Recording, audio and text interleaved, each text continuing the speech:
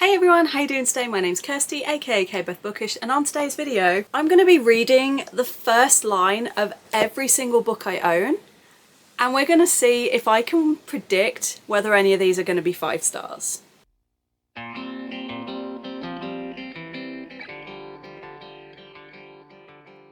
Multiple people have ended up, a chain has happened that's eventually led to me deciding to do this. So first of all, it was Kayla from Books and Lala.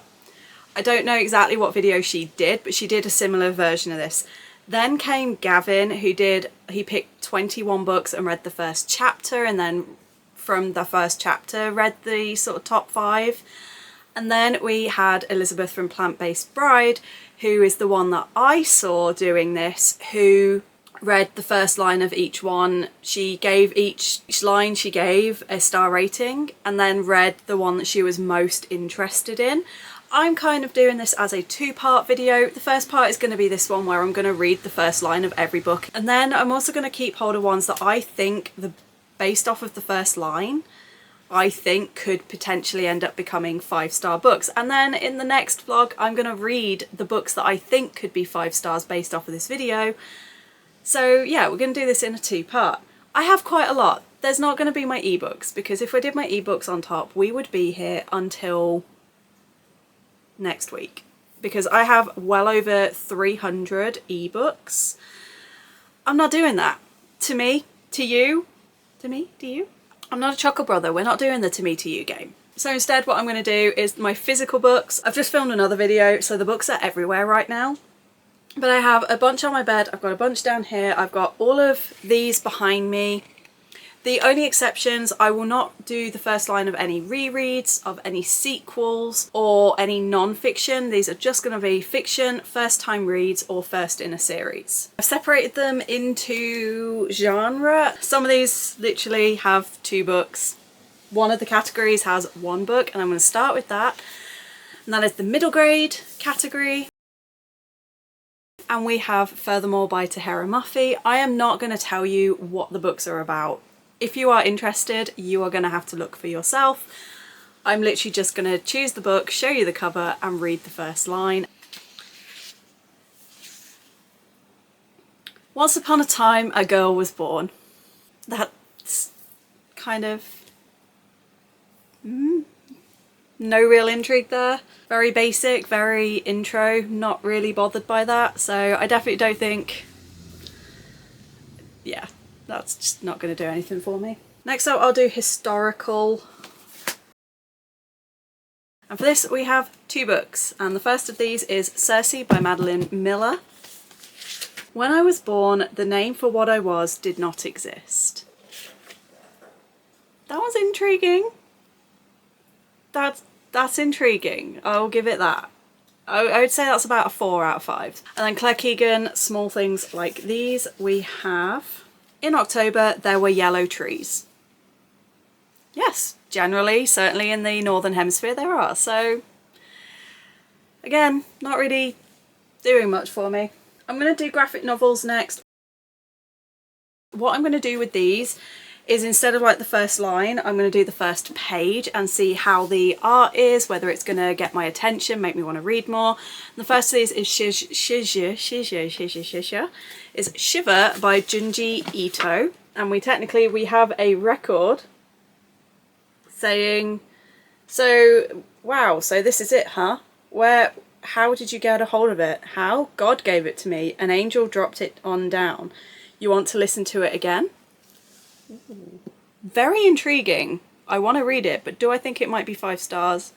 No.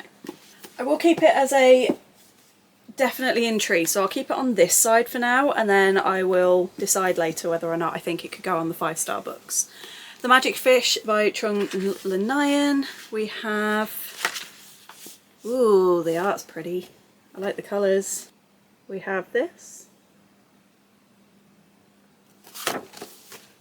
They say we're meant to go from here to there, but so much happens between those places, and there's always more, isn't there? Intrigued? Not really catching my attention straight away, though. Blue Flag by Kaito. We have this one. So not really a lot going on. Your best friend or your lover. You can only rescue one. It's the old age dilemma. What would you do, they ask. Me? Well, I don't have either, so it makes no difference to me. Okay, I'm putting that, I think that one's going to be. And then we have The Cat Who Taught Zen by James Norbury. I think this one's kind of like a mixture, a very mixed media book. Yeah, so it literally starts with some gorgeous artwork, to be honest. Absolutely stunning. As well as From Far From Here, There Was a City. Pretty, but not really grabbing. Next I'll do YA contemporary fiction.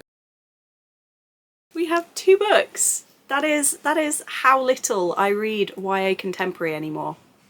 I'm done with it. But first up we have The Henna Wars by Adiba Jagadar. I decided to come out to my parents at Sunny Apu's engagement party. Oh, okay. That one's a contender. This Winter by Alice Oseman. I wake up 2 hours after I fall asleep. I know that pain, but not really grabbing my attention and wanting to make me continue. So that's it for the YA contemporary.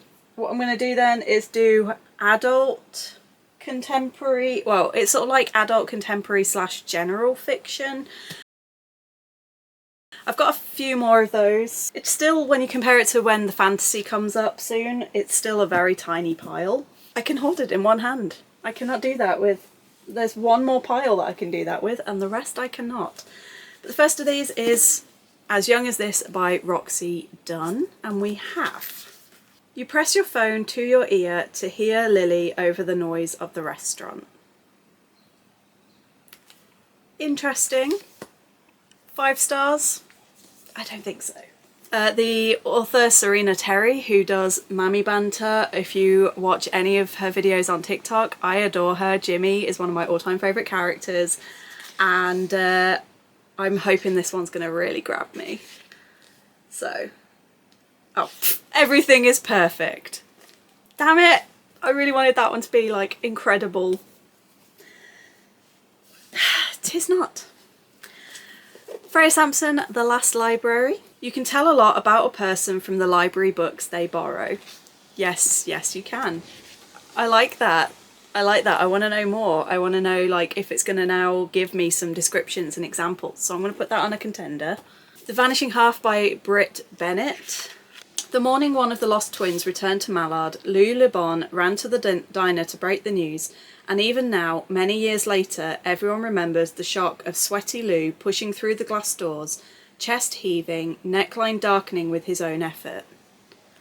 Ooh. I like that it's a slightly longer sentence, so it's like really drawing me in straight away. I'm like, I want to know more. Why did they go missing? Okay, that one I'm putting on the absolute, from that first sentence, I think this could be a potential 5 star. So this one is no longer a contender. This one's on the I think it is. Then we have Mike Gale, The Museum of Ordinary People. On the morning of my final day at Mum's, I awoke suddenly to the sound of footsteps coming along the hallway. It's interesting, but it's not on the same level as the Vanishing Half, so I think I'm going to keep this one as a, at some point I will get to it. Confessions of a 40-something Fuck-Up by Alexandra Potter. Hi and welcome to Confessions of a 40-something Fuck-Up, the podcast for any woman who wonders how the hell she got here and why life isn't quite how she imagined it was going to be.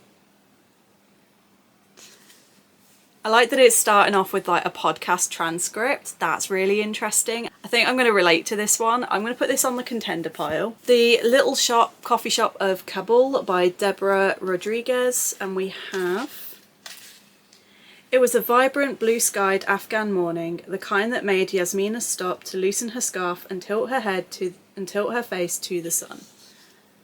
I like it, but it's not really giving me any sort of intrigue. It's not really hooking me in and making me go, I desperately need to know more. So it's one that I like it.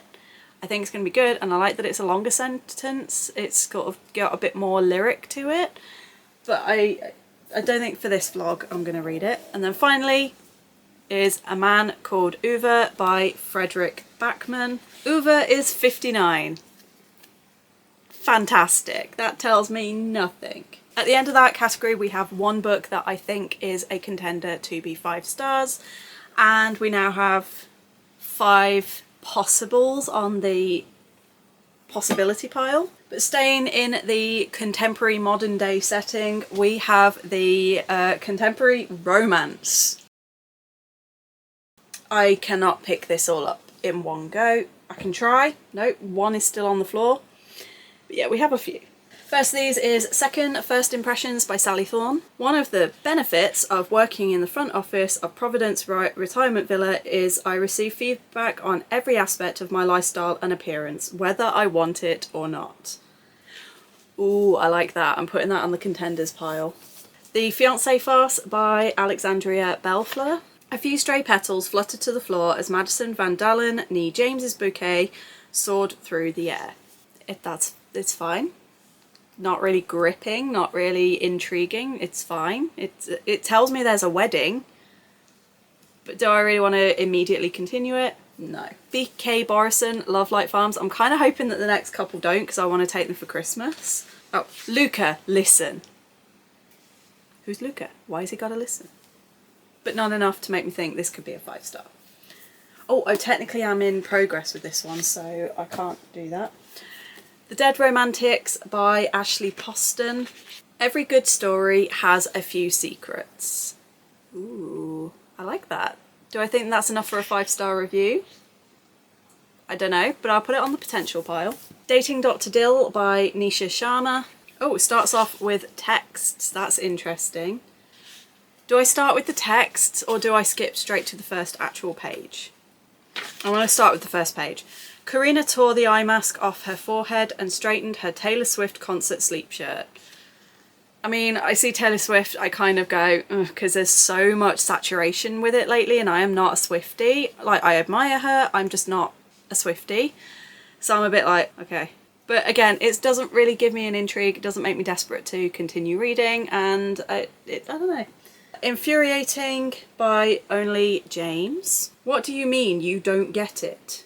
Tells me nothing and doesn't really make me intrigued to continue. Lost Dogs and Lonely Hearts by Lucy Dillon.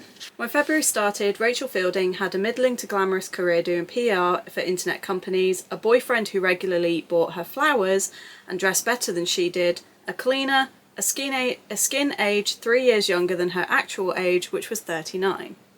That tells me that that's not gonna last. Like, the way that it says that she had all that tells me that it's immediately gonna go pfft. And I'm intrigued. Do I think it could be a 5 star though? It's gonna go on the possibility pile that is about to fall onto my face. Window shopping, Tessa Bailey. We have... Normally I avoid Fifth Avenue. Me too, because I've never been, don't really want to go. Resistance is Futile by Jenny T. Colgan. Mrs. Harmon wasn't particularly pleased to be forced out of her cosy caretaker's cubbyhole to show yet another newbie around, and she wasn't afraid to show it. Oh, I like that. That was punchy. That tells me who this character is. It sets a tone. I really like that. I'm going to put it on the possibility pile, but I'm going to put it on like a new pile. I've got the absolutely going through, and I'll be reading for the vlog, the I really, really like and is a very strong contender, and then the possible maybes, not really sure what I want to do with those. Next up, The Problem with Perfect by Philip William Stover. I always assumed that if I were in The Wizard of Oz, I'd be the lovable Scarecrow or the glamorous Glinda, or even Dorothy if I didn't have to wear gingham, the devil's plaid.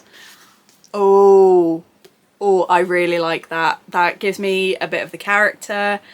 The setting gives me some personality. It made me kind of snigger a little bit.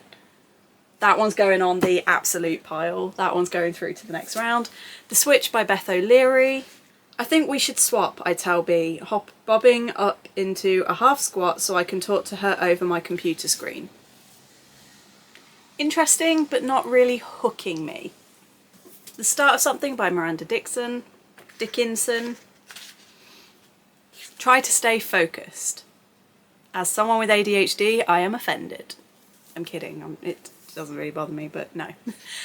Next of Kin by Hannah Bonham Young. My phone rings, flashing a number that immediately sends a chill down my spine. Ooh, intriguing, because I want to know who it is. Why is it sending a chill down your spine? I'm assuming it's related to the adoption and the foster care agency and things like that, but still, who is it? Why? Why are you worried? I'm going to put that one on the very strong contender. Emily Henry, You and Me on Vacation. Technically I should be reading this for another vlog right now, but I haven't yet, so... On vacation, you can be anyone you want. Interesting, but not really sucking me in immediately. What'll It Be by Emma Mugglestone. If Wyatt's memory was correct, he'd only agreed to host the charity bachelor auction at the Wattle Junction Hotel. That's intriguing. That's caught my attention straight away. I want to know. That's telling me that he's going to be volunteering for more than just that.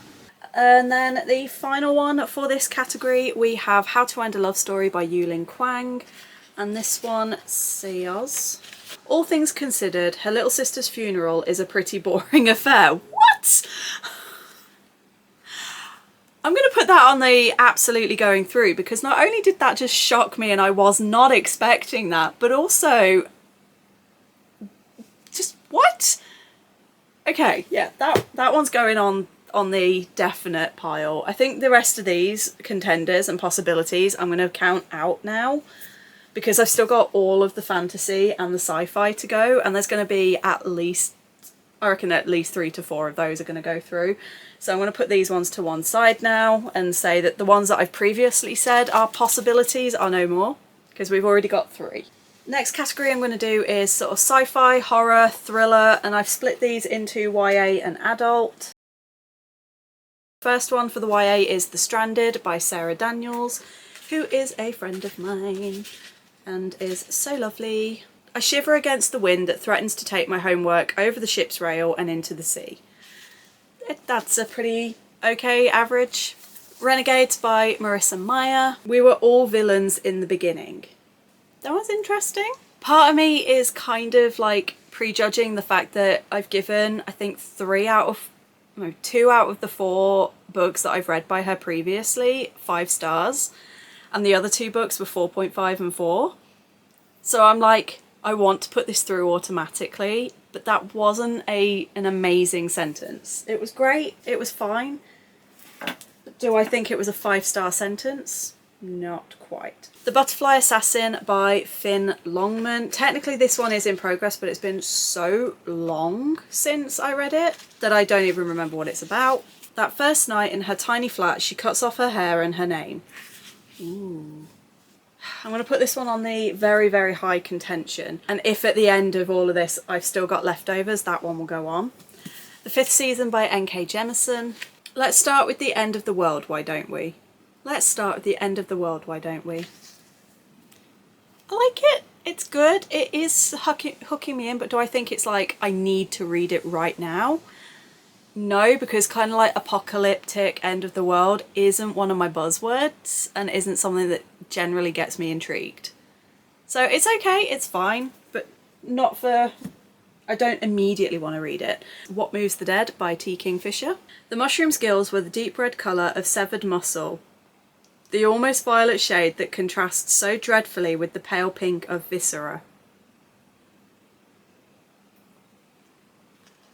Winner, winner, chicken dinner. You're going on the pile. That was so cool. The Florist by C.L. Pattison. If you could just tell us in your own words what happened at the sanctuary. Interesting, catchy. Does it make me desperate to read more right now? Not quite.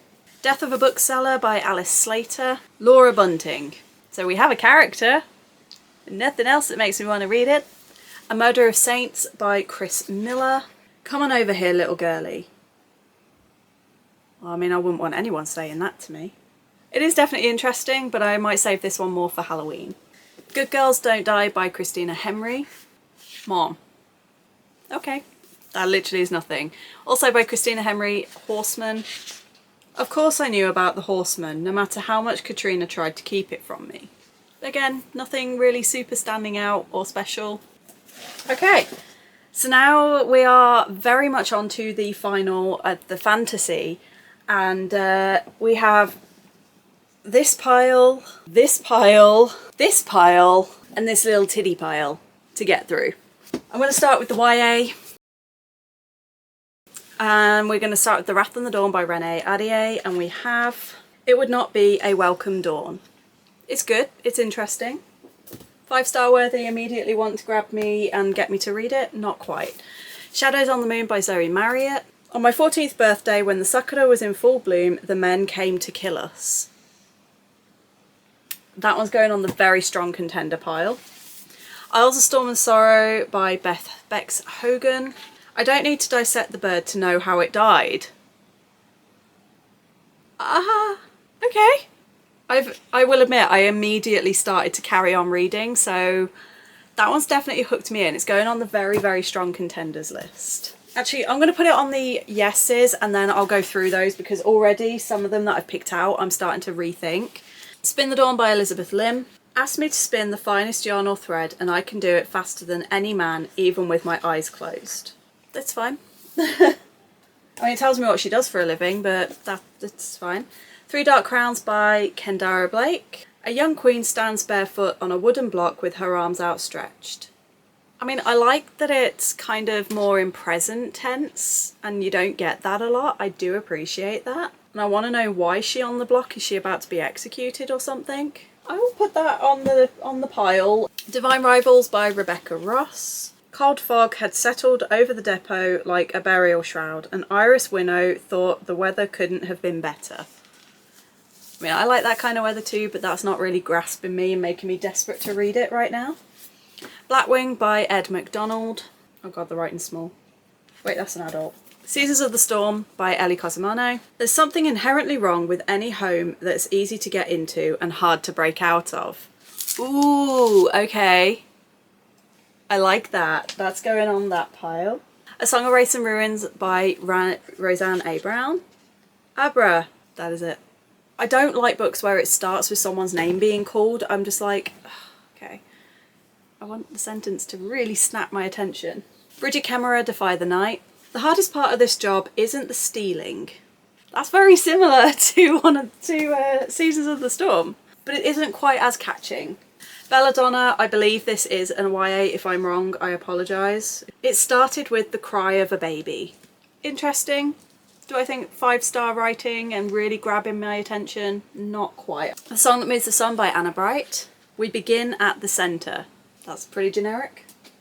The Boneless Mercies by April Genevieve Tucholk. They say dying makes you thirsty, so we always gave our marks one last drink. Ooh, that sounds assassiny, and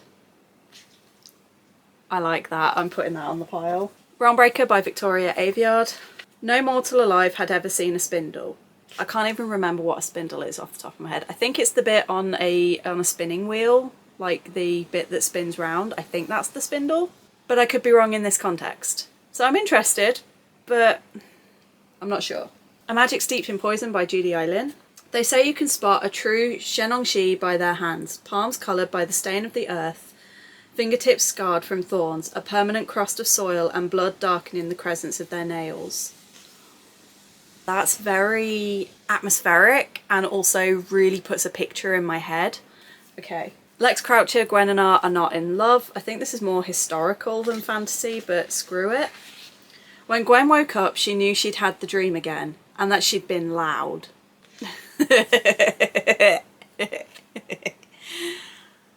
Oh, I like that. I'm putting that on. Zara by S.J. Jones. The rent was due, rodents had gotten into the rice, and Zara had just dumped a bag of salt into the custard filling. I mean, it sets a tone, it sets the scene, it tells me a little bit about the character, but do I immediately now want to read it? No. Infinity Alchemist by Kaysen Callender. We have Snow drifted from the grey sky, slowly at first, lazily, the sort that was caught on eyelashes and tongues. I like that. That's very sort of lyrical. And it definitely, like, I immediately can picture that, and I love writing that immediately puts me into the scene and gets me thinking about the scene, so I'm going to put that on the potential pile. Gilded by Marissa Meyer. I think this is my final Marissa Meyer. All right. Okay. All right. alright now, baby, it's alright now. I'm getting very hot and slightly insane. This one should have been in the horror pile and I forgot, but Waking the Witch by Rachel Burge. I love it when a butterfly emerges from its chrysalis and unfurls its tiny shriveled wings. I mean, it's very very heavy on the imagery, but it's also kind of eh. All Our Hidden Gifts by Caroline O'Donoghue. The story of how I ended up with the Choky card tarot consultancy can be told in 4 detentions, 3 notes sent home, 2 bad report cards, and 1 Tuesday afternoon that ended up with me being locked in a cupboard. I immediately am drawn in. I want to know more. I'm putting that on the pile. I told you fantasy was suddenly that pile was going to go Into the Crooked Place by Alexandra Christo. Tavia Sin made a living on magic, and it was rarely the legal kind. I mean, that is cool. It is drawing me in, but it's not quite as punchy and drawing as some of the other books, so it's very high on my want to read list. Has been for years, but for now it's going to go on that list. And then finally for YA we have Vespertine by Margaret Rogerson. If I hadn't come to the convent cemetery to be alone, I wouldn't have noticed the silver gleam of the censer lying abandoned at the base of a tombstone. Again, very intriguing, kind of drawing me in, giving me a little bit of a setting, but not really making me desperate to read more. So finally we are on to the adult fantasy, our final category. So we have Blackwing by Ed McDonald. McDonald, Kentucky Fried Chicken and a Pizza Hut. What is going on with my brain? Somebody warned them that they were coming. Who is they? Who's the somebody? I don't really want to know right now. The Bookshop and the Barbarian by Morgan Stang. Marabella Waters arrived at her newly purchased bookshop to find it infested with incredibly rude goblins. I mean, that's funny. It made me giggle. And I want to know more. But I did then just read the second sentence and immediately went, oh, I'm not really sure. So, but based off that first sentence, I would say it's good. But again, there are a few others that I think have just hooked me in a little bit more. So it will go on the high want to read, but not so much right this second. Promise of Blood by Brian McClellan. Adamat wore his coat tight, top buttons fastened against a wet night air that seemed to want to drown him. Ooh. I'm going to put that on the possibility pile. The Dissonance by Sean Hamill. Not Mark Hamill, as I nearly said. 21 years after killing his mother, and 1 year after killing a man in a bar fight. What is wrong with this guy? Hal Isaac stands on the steps of St. Matthew's Catholic Church in Vandergrift, Texas, and smokes a cigarette. Well, that's absolutely going on the list, because who the hell is this guy and what is his problem? V. Schwab, The Dark Vault. So this is 2 books, but we're only going to look at the first book, which is The Archived. The Narrows remind me of August nights in the South. If this is America, then I imagine like hot and humid. If this is England, I imagine wet and rainy. Daniel Polanski, Those Above. Seen from the view of a bird or of a god, which of course is not the same thing, the landscape might have been beautiful. Interesting, but I don't know if it's my brain because I'm so far into this video, but the words just kind of didn't really make much sense in that sentence and just didn't kind of give me much of anything. Sacred Scars by Keely Hargis. It has a playlist. Many things in life make my blood boil. I mean, samesies, but do I really care what makes your blood boil right this second? Not so much. Maybe in the future, but not right now. Shadow of the Gods by John Gwynne. Death is a part of life, Orca whispered into her son's ear. Yes, it is. It's fine. It's all fine. Yeah. The Witches at the End of the World by Chelsea Everson. For the living, death is a scar. See that? Even though it's got a similar vein of death and in the first sentence, that is way more captivating for me, and that is a quote that I would keep. Like, it reminds me of Kaylin Bayron, This Poison Heart, where the quote is like, death is only painful for the living. And like that kind of reminds me of that. I'm putting that on the potential. Morgan Rhodes, Falling Kingdoms. She'd never killed before tonight. Immediately intrigued, why is she killing? Who has she killed? What is going on? But also, do I really want to know right this second? No. Like, it's a pretty average opening sentence, especially in fantasy. Like, you do tend to get themes of death and murder and killing in the first sentence. So even though it's good and it's caught my attention, it's not like made me go, I absolutely need to know what's going to happen next. Okay, last few books. Terry Pratchett, Mort. This is the bright candlelit room where the lifetimers are stored, shelf upon shelf of them, squat hourglasses, one for every living person, pouring their fine sand from the future into the past. Again, very heavy imagery, very much makes me intrigued. I kind of want to know about this, but it's also very typical with Terry Pratchett, where it's quite a long-winded sentence. And does it really suck me in and make me want to continue immediately? Not quite. Almost, but not quite. Marauder by L.L. McNeil. Morning dew flavoured her skin with the taste of autumn. Ooh, I like the imagery of that. Okay, I really like the imagery of that. I'm going to put that on the maybe. The Grim Company by Luke Scull. The wind whipped the flag of the warship swaying at anchor, the stylised M wrought in silver thread on a black background, proudly proclaiming her the head of Shadowport's triumphant fleet.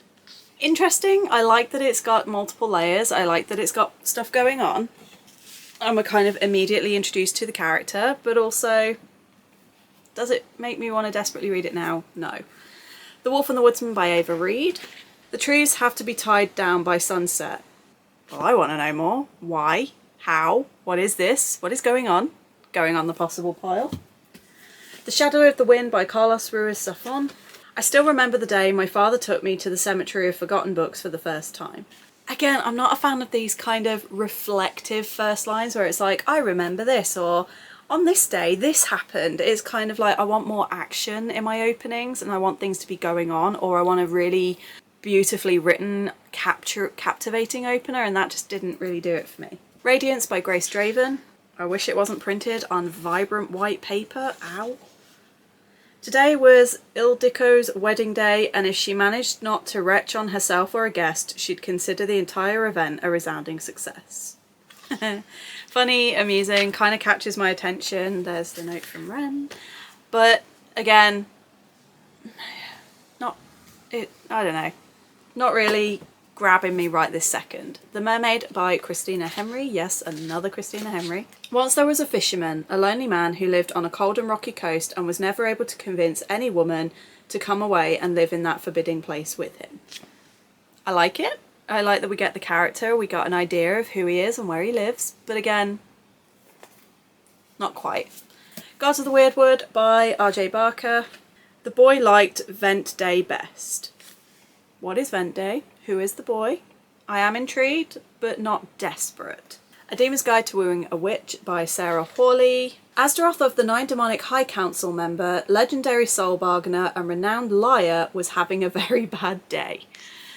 I kind of like that. I sort of stumbled on that because I was like, okay, it's not overly clear what he is, but then the end of the sentence made me giggle. I'm not going to put it on the want to read right now pile, but I definitely want to read it very soon. Forsaken Thrones by L.L. Stiles. A swift kick to the chest had Ellie Beter falling to the ground. I mean, again, like I said, it's not uncommon in fantasy for us to start with something to do with that kind of thing. It gave me a little bit and it was action, but it didn't quite give me enough to be like, ooh, doesn't really pull me in. Seeking Eternity by Meg M. Robinson. Paige always hated when 8:30 rolled around on Friday night. Why? Why does she hate it? But again, it's fine, pretty average, not really standing out. What Lies Beyond the Veil by Harper L. Woods. The icy wind of the north whipped through the gardens at the edge of the boundary, blowing towards the shimmering veil, marking where the world ended. Intriguing, but again, not quite making me absolutely hungry for more. And then our final book is Tall, Dark and Dead by Tate Halloway. What's the best way to keep Vatican witch hunters off your scent? I mean, Vatican witch hunters, that's pretty cool.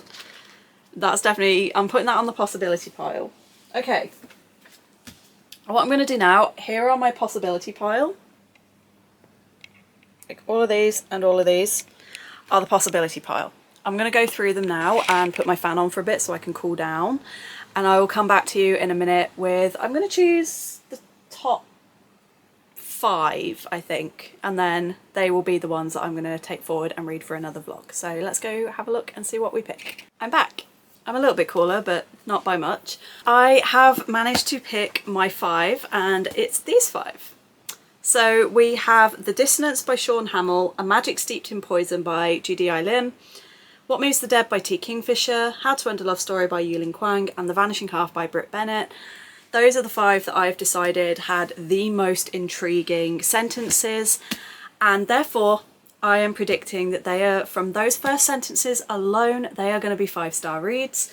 And then I've also got another stack of books that were the potential, so I could do 2 or 3 vlogs, we shall see. But those are the 5 that I picked for this video.